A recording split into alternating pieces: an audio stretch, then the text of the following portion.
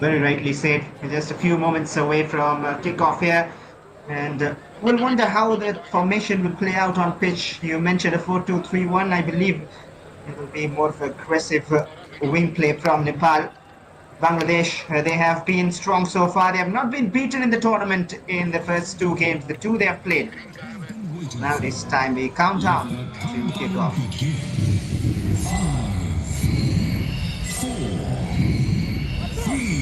It will be a tough challenge. One to find out which set of youngsters have another opportunity in the finals to showcase themselves. But for now, focus on semi-final number 1. SAP Under-19 Championships off and running to the final stages. Bangladesh taking on Nepal, and Bangladesh in their reds attacking from right to left of your screen, and Nepal in their blue stripes. Well, Bhashwar, first 22 seconds, obviously it goes without saying that Bangladesh, they'll try and figure out an early goal, because I think obviously if there's one thing that they pride on is that very well-built attacking unit. And the fact that Faisal himself is leading from the very front, they'll try and use him as that sharpshooter. And then when the time's right, when the iron's hot, they will try and strike. As you can see that Bangladesh already focused on trying to utilize the wings to their advantage. And make no mistake that Bangladesh is a very tough contender to be up against. With that being said, I think Nepal, they will need all hands on deck if they are to try and stall the advancement of the defending champions. Meanwhile, a long throw line to Bangladesh. They would look for the captain time and again. And that is one player you have to watch out for. He scored 2 in 2. Faisal leading the line for Bangladesh.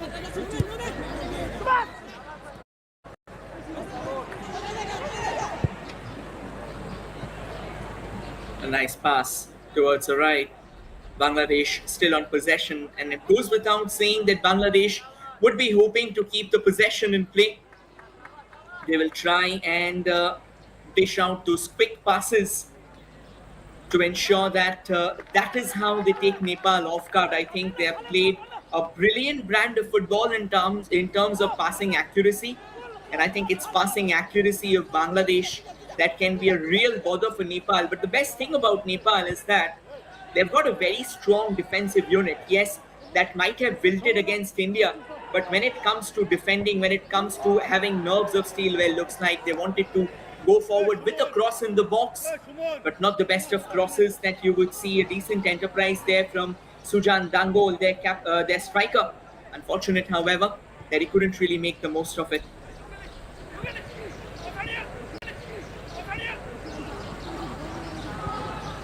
Scored only in one of the games against India. They were totally outplayed in Nepal. And here come Bangladesh from the right again. They're looking to cut inside. The cross a bit deep. Might be just kept in, but not really. It was Suman Soran at the end of it. He's also got a goal to his name against Bhutan in that 3-0 victory. So that front line has been firing. All of the 4 up front.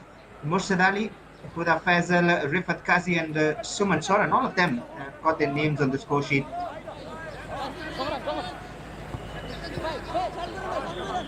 Very interesting pointer that you just said, that all their 4 attackers have got their names on the score sheet, which kind of tells you about the versatility of the Bangladesh attacking unit. And I think if you just take a look at them, I think throughout the tournament, well, it looks like that's a clip from the back, and the referees blown the whistle, laying down the law there, awarding a free kick to Bangladesh. Nepal, in all likelihood, it goes without saying that they will try and bring out all their weapons in their arsenal. They will try and scratch the surface of the Bangladesh as much as possible. It's more like a bid to induce chaos, Bhashwar. It's more like a bid to induce frenzy, to just leave them slightly rattled. I think, again, it goes without saying, if we just, well, that's a lovely ball on to the left, and Nepal, they've got some space out there looking for more resources to chip in. There comes the cross. Unfortunately, there wasn't anyone at the receiving end of it. Well, it's end to end at the moment, and Bangladesh have their turn now. And that'll be one thing we'll witness throughout the evening. Here they come from the right again. A similar attempt close to the keeper this time. Dr. Bahadur holds on, but that's one thing we've seen as a common so far in the Bangladesh attacks.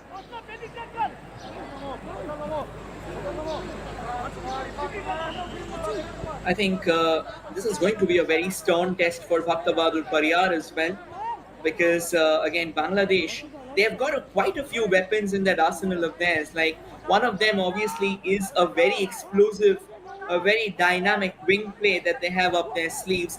And apart from that, those long rangers can often come in, startling Bhaktabadur Pariyar as well. So, like the way he will have to be a very stern sentinel of the citadel out there, the last sentinel of the citadel, you can say, Bashwar. Or apart from that, I think he will also need necessary help from his defenders. Again, another push out there from the back, so not needed.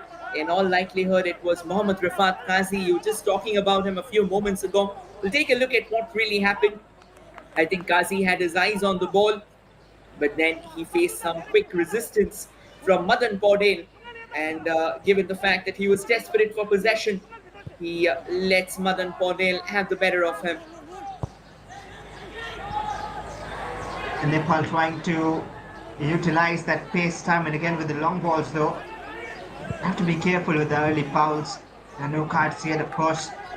They're always a safety measure, especially at your back line, that you do not concede an early card. That always has a risk on your head. In your mind, affects the performance. But so far, a good start to the game. Both Nepal and Bangladesh looking positive.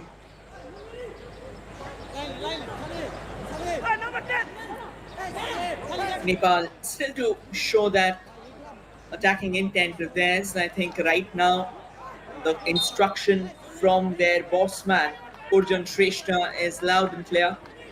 He's possibly said that be where you are, soak in all the defenses, and then go forward for the necessary strikes when you get an opportunity.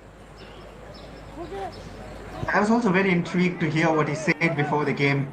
He was asked if the India and the Sri Lanka match, how it was different and why they struggled in the second game. They said how India were a tougher opponent, and here, before getting into this game, they said that Bangladesh is also a tough side. So I'm not sure if they'll go all out or maybe wait for mistakes from Bangladesh and then try to capitalize. And Bangladesh are looking strong at the moment. I'll tell you what, Bhashpur, I think it's a very intriguing mindset. Now, like one might say that, you tend to call your opponent tough enough, then what's going to be the mindset in the dressing room itself? But I think there's a counterpoint to it.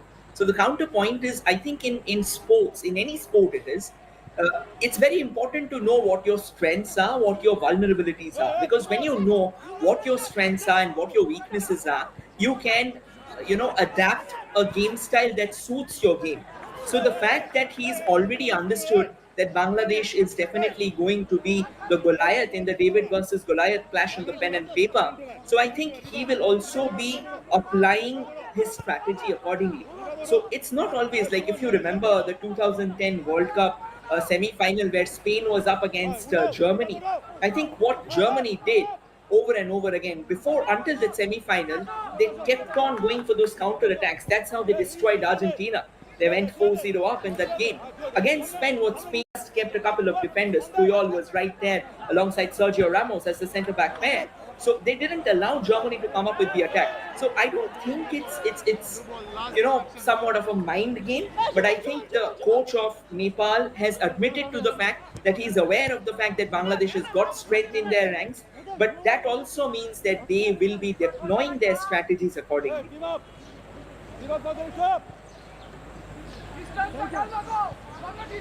Trying to build up from the back again. A lot of involvement there from Subhash Pam. He's dropping deep at times. There's Madan.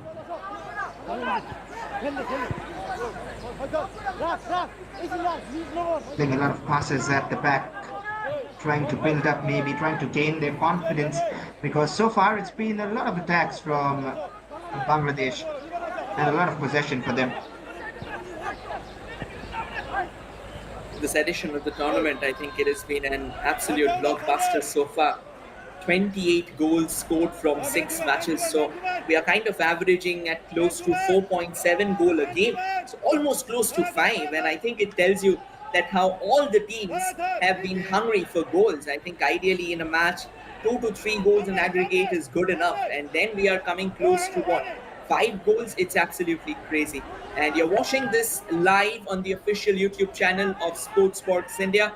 So obviously, do not forget to subscribe and support the channel as well. They will be bringing in a lot more of these games. Right now, however, Nepal comfortable enough to sit back and chase the shadows.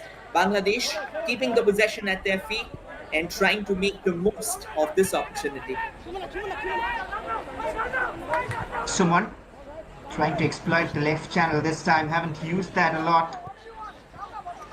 10 minutes into the game now, maybe time that you see Bangladesh stepping up a gear and try to get that early goal in the game.